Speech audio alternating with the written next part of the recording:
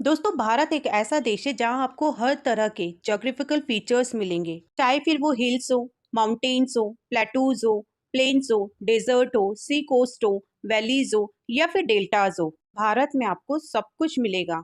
और इन्हीं फीचर्स में हम माउंटेन्स और हिल्स के बारे में बात करेंगे।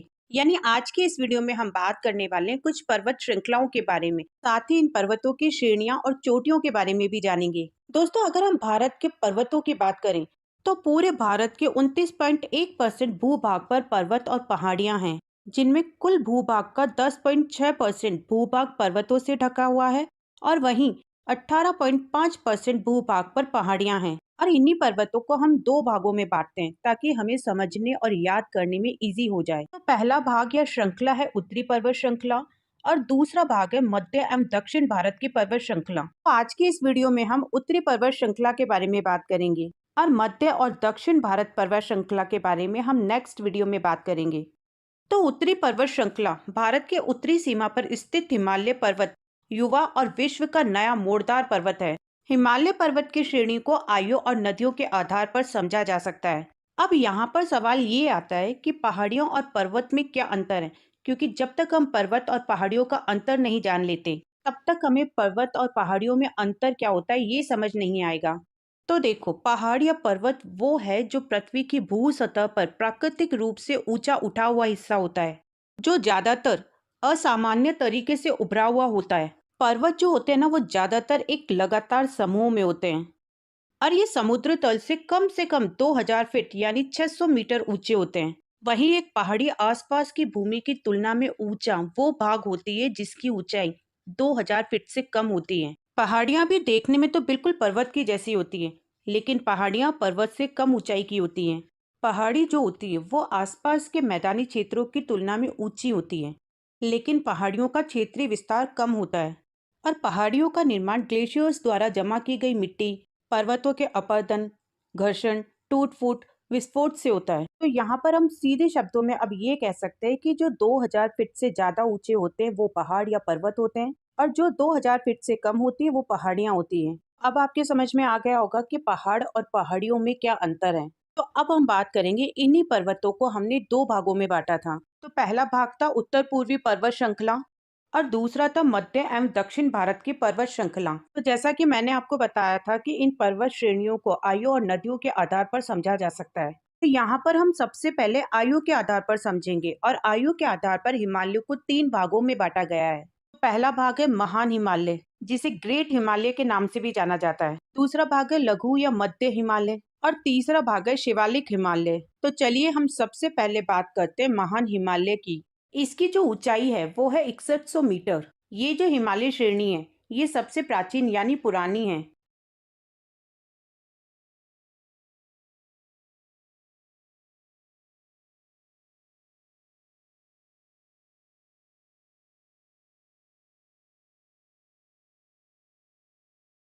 ये हिमालय हमेशा बर्फ से ढका रहता है, इसी कारण इसे बर्फीला हिमालय या हिमाद्री के नाम से जाना जाता है। और इसका जो विस्तार है वो पश्चिम से सिंध नदी के गार्ज से लेकर अरुणाचल प्रदेश में नामचा बरवा पर्वत तक है।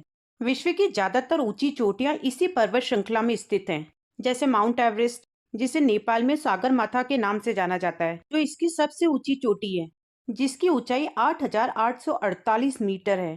अब देखते हैं महान हिमालय में पाई जाने वाली मेन पर्वत चोटियों की जो ऊंचाई है वो कुछ इस तरह से है। तो महान हिमालय में पाई जाने वाली सबसे पहली चोटी है माउंट एवरेस्ट, जिसकी ऊंचाई है 8848 मीटर। दूसरी है कंचनजंगा, जिसकी ऊंचाई 8586 मीटर है। तीसरी है मकालू, जिसकी ऊंचाई 8485 मीटर है। चौथी है धौलागिरी, जिसकी ऊंचाई 8167 मीटर है। फिफ्थ नंबर पर है नंगा पर्वत, जिसकी ऊंचाई 8126 मीटर है। सिक्स्थ नंबर पर है अन्नपूर्णा पर्वत, जिसकी ऊंचाई 8091 मीटर है। सेवंथ नंबर पर है नंदा देवी, जिसकी ऊंचाई 7816 मीटर है।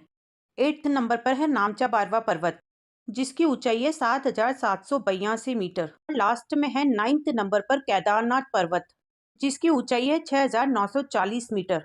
अब हम बात करते हैं लघु या मध्य हिमालय की। लघु हिमालय जो है वो शिवालिक और महान हिमालय के बीच में मौजूद है।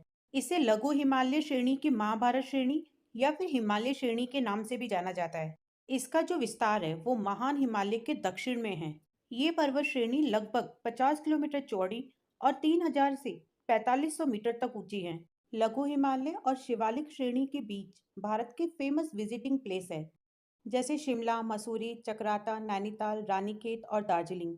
काठमांडू घाटी भी इसी लघु हिमालय और महान हिमालय के बीच आती है। लघु हिमालय को पश्चिम से पूर्व तक कुछ खास श्रेणियों में बांटा गया है, जैसे जम्मू कश्मीर, पीर और धौलाधर श्रेणी। जम्मू कश्मीर ये हिमालय की सबसे लंबी श्रेणी है, और धौलाधर श्रेणी जो हिमाचल प्रदेश में है। यहाँ पर कांगड़ा व कुल्लू की प्रसिद्ध घाटियां हैं। दोस्तों, लघु हिमालय की ढाल पर छोटे छोटे घास के मैदान पाए जाते हैं, जिन्हें कश्मीर में मर्ग कहते हैं, जैसे सोनमर्ग, गुलमर्ग, और उत्तराखंड में बुग्याल या प्यार कहा जाता है। अब तीसरा भाग है शिवालिक हिमालय। शिवालिक हिमालय की सबसे बाहरी पर्वत की श्रृंखला है। ये जो हिमालय है ये दक्षिण में मौजूद है और सबसे नई श्रेणी है। इसका निर्माण 2 से 5 मिलियन वर्ष पहले हुआ था। हिमालय की जो दूसरी श्रेणियां हैं उसकी तुलना में शिवालिक श्रेणियां बहुत कम ऊंची हैं। इसकी ऊंचाई 600 से 1500 मीटर है, जो कि सबसे कम है। ये पाकिस्तान के पोटवार बेसिन से लेकर असम के दिहांग तक फैला हुआ है। लघु हिमालय और शिवालिक हिमालय के बीच कई समतल घाटियां हैं, जिन्हें पश्चिम में दून और पूरब में द्वार कहते हैं, जैसे देहरादून और हरिद्वार। शिवालिक का जो निचला भाग होता है उसे तराई कहते हैं, और ये बहुत ज्यादा दलदला होता है। तो आयु के आधार पर हमने हिमालय को 3 भागों में बांटा था: महान हिमालय, मध्य हिमालय और शिवालिक हिमालय। इन तीनों को हमने समझ लिया है।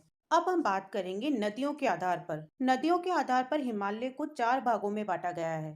पहला है कश्मीर पंजाब हिमालय, दूसरा है कुमाऊं हिमालय, तीसरा है नेपाल हिमालय, और चौथा है असम हिमालय। ये जो हिमालय है ये सिंधु और सतलज नदियों के बीच में स्थित है, यानी चलने वाला पहाड़ है।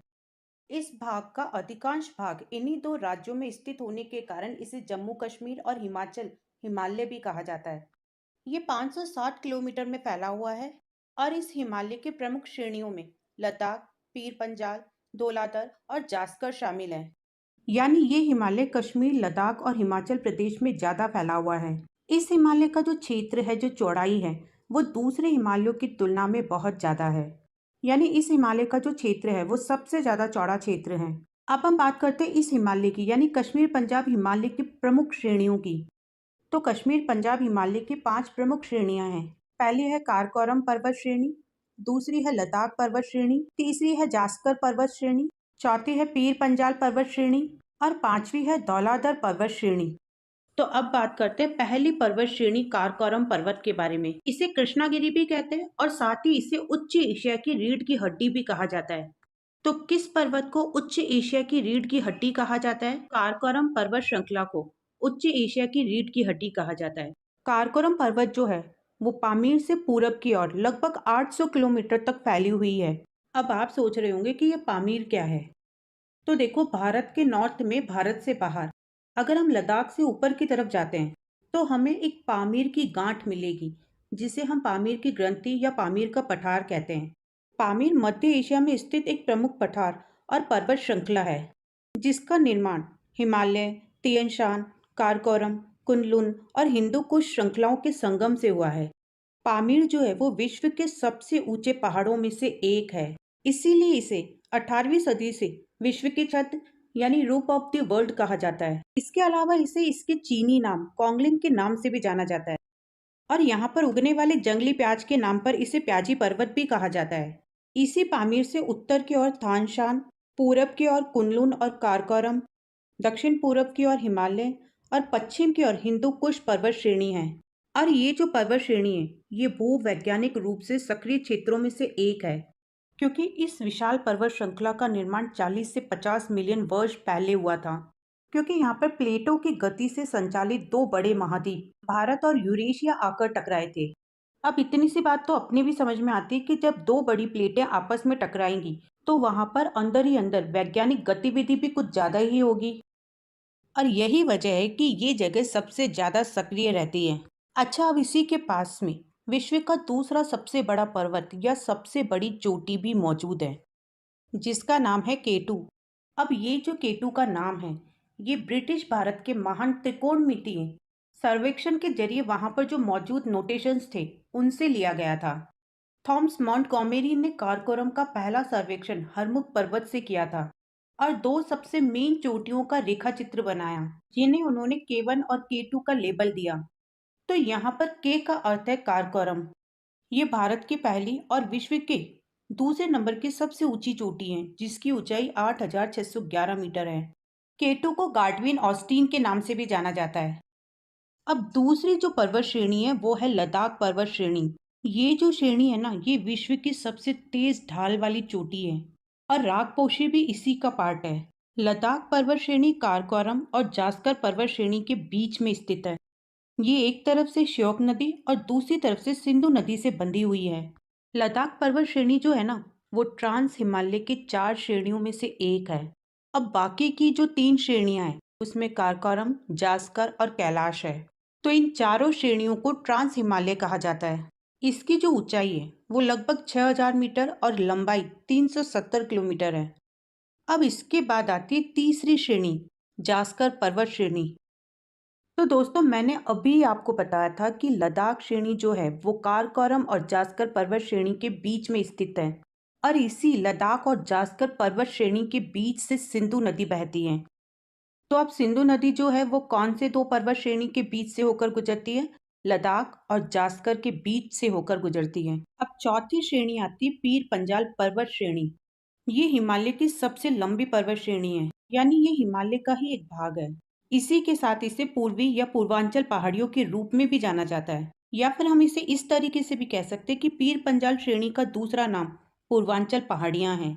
ये जो पर्वत श्रेणी है ये भारत के राज्य हिमाचल प्रदेश और जम्मू कश्मीर में स्थित है। तो यहाँ पर आपको मैं ये भी बता देती हूँ कि इसके एक और व्यास और रावी नदियां बहती है और दूसरी और चिनाब नदी। अब 5वें नंबर की श्रेणी आती है धौलाधर पर्वत श्रेणी। तो सबसे पहले तो जो कुल्लू घाटी है वो पीर पंजाल और धौलाधर पर्वत श्रेणी के बीच में ही है।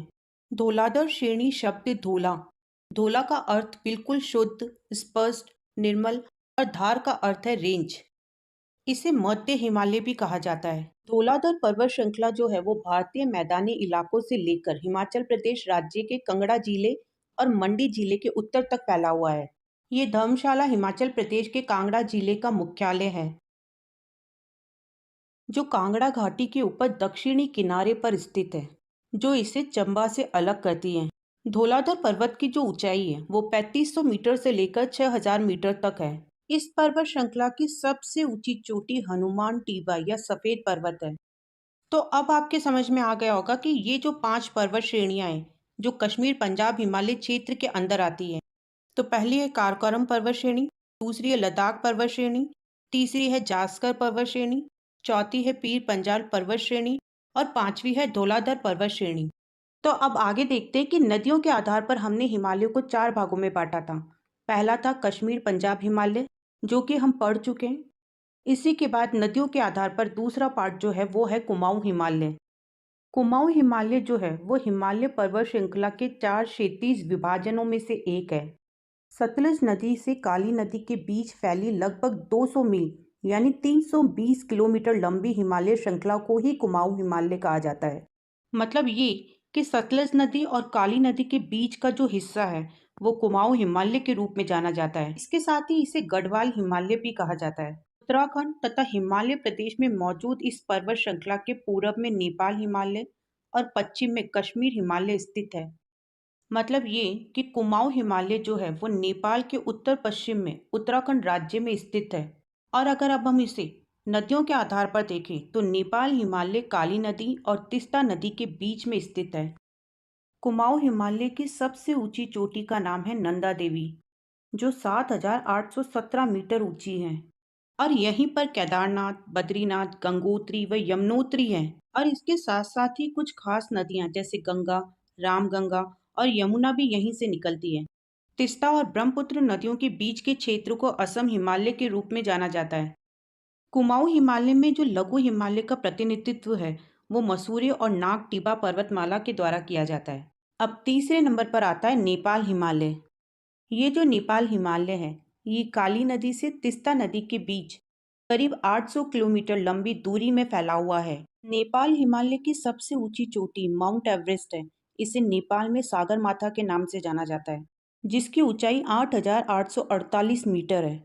नेपाल में जो प्रमुख चोटियां हैं वो है कंचनजंगा, लहोत्से, मकालू, धौलागिरी और अन्नपूर्णा। अब ये जो कंचनजंगा है ये भारत की दूसरी सबसे बड़ी चोटी है। तो अब यहाँ पर आपको ये याद रखना होगा कि भारत की पहली सबसे बड़ी चोटी K2 गार्डविन ऑस्टिन है और दूसरी कंचनजंगा और तीसरी है नंदा देवी। अब देखो ये जो कंचनजंगा है ना, ये नेपाल, चीन के तिब्बत स्वायत्त क्षेत्र और भारत में सिक्किम राज्य तक फैली हुई है। तो आप ये याद रखिएगा कि कंचनजंगा का भारत में सिक्किम और भारत से बाहर नेपाल में विस्तार है। इसके साथ ही कुछ ऐसी खास नदियां भी हैं जिनका उद्गम नेपाल हिमालय से ही होता है, जैसे मेची, कोशी, बागमती, गंडक और कर्णाली। अब इसके बाद आता है असम हिमालय। सबसे पहले तो असम हिमालय को कई दूसरे नामों से भी जाना जाता है, जैसे नगाधिराज, नगाधिपति, गिरिराज, हिमाद्री, नगेश, हिमगिरी और पर्वताधिपति। इस हिमालय की जो सबसे ऊंची चोटी है वो है नामचा बरवा। ये हिमालय मोस्ट ऑफ सिक्किम, असम और भारत के अरुणाचल प्रदेश राज्यों में फैला हुआ है। ये तीस्ता नदी से शुरू होकर ब्रह्मपुत्र नदी तक जाता है। तो यहाँ पर हमने नदियों के आधार पर हिमालय के 4 भाग देख लिए। पहला है कश्मीर पंजाब हिमालय, दूसरा है कुमाऊं हिमालय, तीसरा है नेपाल हिमालय और चौथा है असम हिमालय। अब देखो इनमें से जितनी भी नदियाँ निकलती है ना, वो यहाँ के ग्लेशियर्स के पिघलने की वजह से निकलती हैं और यही वजह है कि ये नदियाँ हमेशा बहती रहती हैं और इसी वजह से इन्हें सतवाहिनी भी कहा जाता है। अब हम बात करते हैं कि हिमालय का जो विस्तार है वो हमें कौन कौन से राज्यों में देखने को मिलता है। तो हिमालय का विस्तार हमें भारत के 11 राज्यों में देखने को मिलता है, जैसे हिमाचल प्रदेश, उत्तराखंड, सिक्किम, मेघालय, नागालैंड, अरुणाचल प्रदेश, मणिपुर, मिजोरम, त्रिपुरा और 2 राज्यों असम और पश्चिम बंगाल के पहाड़ी क्षेत्रों में। इस तरह से हिमालय पहाड़ी क्षेत्रों में प्रशासनिक क्षेत्रों के साथ 11 राज्यों से होकर गुजरता है। इसके अलावा एक और पर्वत श्रृंखला आती है जिसे हम पटकाई पर्वत श्रृंखला कहते हैं। अब ये जो पटकाई पर्वत श्रृंखला है ये भारत के पूर्वोत्तर में बर्मा के साथ लगे अंतर्राष्ट्रीय सीमावर्ती क्षेत्र पर स्थित है। इसके जो पहाड़ हैं उनकी ऊंचाई हिमालय की तुलना में बहुत कम होती है। पटकाई पहाड़ों में 3 मेन श्रृंखलाएं हैं। पहली है पटकाई बूम, दूसरी है खसीगारो या जयंतिया और तीसरी है लुशाई पहाड़ियाँ। ये जो पर्वत है ये भारत और म्यांमार की सीमा पर स्थित है। ये असम, नागालैंड, मणिपुर, मेघालय और मिजोरम में फैला हुआ है। तो अब आपको ये याद रखना है कि पटकाई पहाड़ियाँ पूर्वांचल पर्वत श्रृंखला से संबंधित है। पूर्वांचल जिसे पूर्वी हाईलैंड भी कहा जाता है। आज के इस वीडियो में हमने बात की हिमालय के उत्तर और उत्तर पूर्वी श्रृंखलाओं के बारे में। अब हम नेक्स्ट वीडियो में बात करेंगे मध्य और दक्षिण भारत की पर्वत श्रृंखलाओं के बारे में। दोस्तों लास्ट वीडियो में हमने पर्वत श्रृंखला को 2 भागों में बांटा था, उत्तरी पर्वत श्रृंखला और मध्य एवं दक्षिण भारत की पर्वत श्रृंखला। तो उत्तरी पर्वत श्रृंखला को हमने लास्ट वीडियो में अच्छे से समझ लिया था। अब इस वीडियो में हम बात करेंगे मध्य एवं दक्षिण भारत की पर्वत श्रृंखला के बारे में। मध्य भारत की शुरुआत में हम सबसे पहले बात करेंगे अरावली पर्वत श्रेणी के बारे में। अरावली मेनली भारत के राजस्थान पश्चिमी भाग में मौजूद एक पर्वतमाला है जिसे राजस्थान में आडावाला पर्वत के नाम से जाना जाता है। ये जो पर्वत श्रेणी ये भारत की भौगोलिक संरचना में सबसे पुरानी पर्वत श्रेणी है और ये गुजरात से शुरू होकर राजस्थान में होते हुए हरियाणा में जाके खत्म होती है। और सबसे बड़ी बात, ये गोंडवाना लैंड का अस्तित्व है। ये राजस्थान को उत्तर से दक्षिण 2 भागों में बांटती है।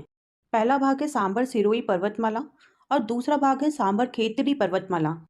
दोस्तों अरावली का सबसे बड़ा पर्वत शिखर सिरोही जिले में है जो कि माउंट आबू में है और इसकी ऊंचाई 1722 मीटर है। ये राजस्थान की सबसे ऊंची चोटी है।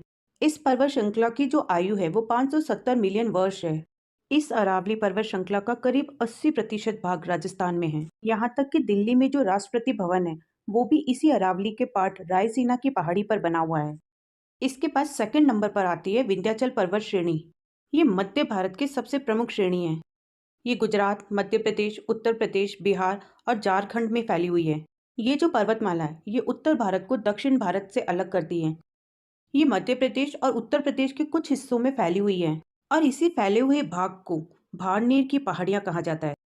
और इसके साथ ही विंध्याचल का पूर्वी हिस्सा जो सतपुड़ा पहाड़ों से आकर मिलता है उस पर्वत को मिकाल की पहाड़ी कहते हैं। और मध्य प्रदेश उत्तर प्रदेश की सीमा पर जो स्थित है उसे कैमूर की श्रेणी या किमोर कहा जाता है। दोस्तों अगर ऐतिहासिक रूप से देखा जाए तो इसे उत्तर भारत और दक्षिण भारत के बीच का विभाजक माना जाता है।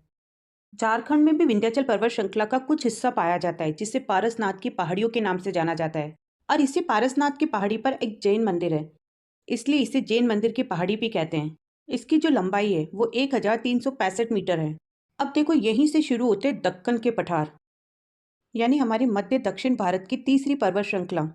दक्कन के पठार में सबसे पहली जो पर्वत श्रृंखला है वो है सतपुड़ा पर्वत श्रृंखला। इसी सतपुड़ा पर्वत श्रृंखला के उत्तर से नर्मदा नदी और दक्षिण से ताप्ती नदी बहती है। सतपुड़ा पर्वत को 3 भागों में बांटा गया है। पहली है राम पीपला की पहाड़ी, जो कि पश्चिम में है। दूसरी है महादेव पहाड़ी, जो कि मध्य प्रदेश में है। और तीसरा है मिकाल का पर्वत, जो कि छत्तीसगढ़ में है।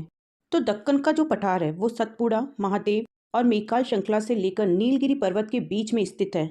और इसकी औसत ऊंचाई 300 से 900 मीटर के बीच है। अब इन तीनों श्रेणी में सतपुड़ा पर्वत श्रृंखला की जो सबसे ऊंची चोटी है वो महादेव पहाड़ी में मौजूद है, जिसका नाम है धूपगढ़, जिसकी ऊंचाई है 1350 मीटर। दक्कन का जो पठार है इसे विशाल प्रायद्वीपीय पठार के नाम से भी जाना जाता है। और ये जो पठार है ये एक त्रिकोणीय आकार का पठार है और उत्तर में सतपुड़ा से घिरा हुआ है और ये नर्मदा नदी के दक्षिण में स्थित है। अब इसके बाद चौथी पर्वत श्रृंखला आती है महाराष्ट्र के पठार। अब देखो, ये जो दक्कन का पठार था इसे ही 3 पठारों में बांटा गया है। पहला है महाराष्ट्र का पठार, जहाँ पर काली मिट्टी यानी काली मृदा पाई जाती है। दूसरा है आंध्र प्रदेश का पठार, जिसे आंध्रा प्लेटो भी कहते हैं। अब इस आंध्र प्रदेश के पठार को भी 2 भागों में बांटा गया है। पहला है तेलंगाना पठार, जिसे लावा पठार भी कहते हैं, और दूसरा है रायलसीमा पठार। और तीसरा है कर्नाटक पठार, जिसे मैसूर पठार भी कहा जाता है। तो आप ये याद रखिएगा कि चौथी पर्वत श्रृंखला महाराष्ट्र के पठार को 3 भागों में बांटा गया है। अब बात करते हैं महाराष्ट्र की 3 पर्वत श्रेणियों के बारे में। तो अब महाराष्ट्र की पहली पर्वत श्रेणी है अजंता पर्वत श्रेणी। ये जो श्रेणी है ये उत्तर मध्य महाराष्ट्र पश्चिमी भारत में स्थित है। ये श्रेणी ताप्ती नदी के पश्चिम से पूर्व की ओर फैली हुई है और ये गुफाओं और चित्रकारी के लिए पूरे विश्व में प्रसिद्ध है। इसी के पास में बौद्ध गुफा मंदिर और मठ भी है। इसके बाद दूसरे नंबर पर आती है सतमाला पर्वत श्रेणी। ये भी महाराष्ट्र में ही आती है, महाराष्ट्र के नासिक जिले में फैली हुई है। और तीसरे नंबर पर आती है हरिश्चंद्र पर्वत श्रेणी और ये भी महाराष्ट्र में ही स्थित है। तो महाराष्ट्र की 3 पर्वत श्रेणियों के बाद अब 5th नंबर पर आती है बालाघाट पर्वत श्रेणी। ये जो बालाघाट पर्वत श्रेणी है ये हरिश्चंद्र श्रेणी से ही निकलती है। ये दक्षिण पूरब की ओर 320 किलोमीटर तक महाराष्ट्र कर्नाटक राज्यों की सीमा तक फैली हुई है और इसकी ऊंचाई 550 से 825 मीटर है और इसकी चौड़ाई 5 से 9 किलोमीटर के बीच है। ये महाराष्ट्र के अहमदनगर, बीड, लातूर, उस्मानाबाद और सोलापुर जिलों से होकर गुजरती है।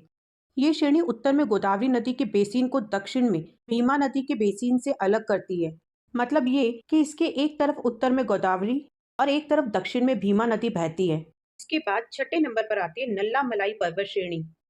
भारत के दक्षिणी भाग में पूर्वी घाट पर्वतमाला का भाग है, जो आंध्र प्रदेश राज्य के रायलसीमा क्षेत्र, तेलंगाना के महबूबनगर और नलगोंडा जिलों के पूर्वी सीमा पर स्थित है। इसकी जो पहाड़ियां हैं वो लगभग 140 किलोमीटर तक उत्तर दक्षिण दिशा में कोरोमंडल तट से समांतर कृष्णा और पेन्ना नदी के बीच खड़ी है। और इसका सबसे ऊंचा पहाड़ भैरानी कोंडा है, जिसकी ऊंचाई 1100 मीटर है। अब इसके बाद 7th नंबर पर आती है जावदी पर्वत श्रेणी। इसे जवादू पहाड़ियां भी कहते हैं। ये भारत के तमिलनाडु में पूर्वी घाट की एक विस्तार श्रृंखला है, जो कि तमिलनाडु के उत्तर में है। ये राज्य के वेलूर जिले और तिरुवन्नामलई जिले में स्थित है और उन दोनों जिलों को एक दूसरे से अलग भी करती हैं। इसके बाद 8वें नंबर पर आती है नीलगिरी पर्वत श्रेणी। इस पर्वत श्रेणी को पहाड़ियों की रानी भी कहा जाता है। नीलगिरी पर्वत श्रृंखला का कुछ हिस्सा तमिलनाडु, कर्नाटक और केरल में आता है और इसकी सबसे ऊंची चोटी डोडा बेट्टा है, जो दक्षिण भारत की सबसे ऊंची चोटी है, जिसकी ऊंचाई 2637 मीटर है। अब अगर हम बात करें इस जिले की, तो यहाँ दर्शनीय स्थानों में सबसे पहले आता है ऊटी और इसके साथ साथ ही मुदुमलाई और कुन्नूर भी इसी जिले में स्थित है। अब इसके बाद 9th नंबर पर आती है अन्नामलाई पर्वत श्रेणी, जो कि केरल और तमिलनाडु की सीमा पर स्थित है, यानी पूर्वी घाट और पश्चिम घाट के जंक्शन पर स्थित है। इसकी सबसे ऊंची चोटी अनामुदी है, जिसकी ऊंचाई 2695 मीटर है। अब इसके बाद 10वें नंबर पर आती है कार्डेमम पर्वत श्रेणी। तो देखो, कार्डेमम का हिंदी में अर्थ होता है इलायची और यहाँ पर इलायची की बहुत ज़्यादा मात्रा में खेती की जाती है। यही वजह है कि इन्हें इलायची की पहाड़ियाँ भी कहा जाता है। ये जो पहाड़ियाँ हैं ये भारत के पश्चिमी घाट की पर्वतमाला की पहाड़ियाँ हैं, लेकिन ये भारत के भौगोलिक दृष्टि से दक्षिण भारत की पहाड़ी है। जो अन्नामलाई नीलगिरी पहाड़ी के दक्षिण में है। अब अगर अपन बात करें झीलों की, तो ये केरल और तमिलनाडु झीलों में फैला हुआ है। इसके साथ ही इसके दक्षिण में नागरकोइल की पहाड़ियां भी हैं। लास्ट में 11वें नंबर पर आती है अंडमान निकोबार पर्वत श्रेणी। इसकी सबसे ऊंची चोटी सैंडल पीक है, जिसकी ऊंचाई 732 मीटर है और ये सैंडल पीक नेशनल पार्क से घिरा हुआ है। तो ये हुई हमारे मध्य और दक्षिण भारत की प्रमुख